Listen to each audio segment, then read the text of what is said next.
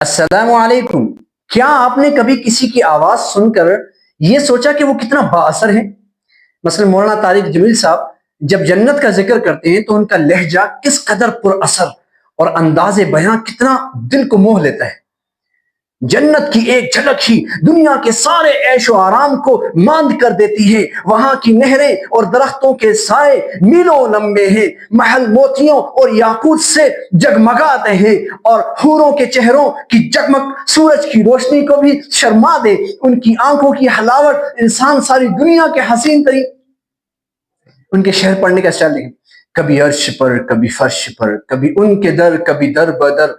غم عاشقی تیرا شکریہ میں کہاں کہاں سے گزر گیا. کیا آپ چاہتے ہیں کہ آپ کی آواز سن کر لوگ آپ کو سنجیدگی سے لیں؟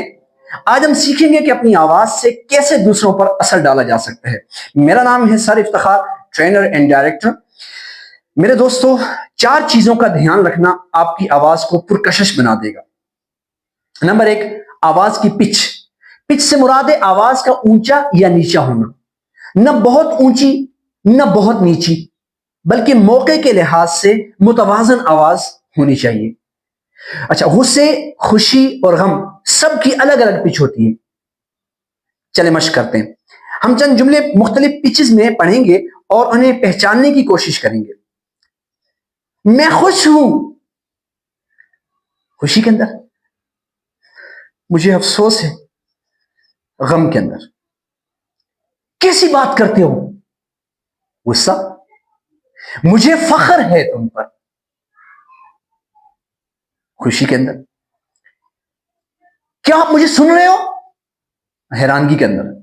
کیا آپ مجھے سن رہے ہو، حیرانگی ہے.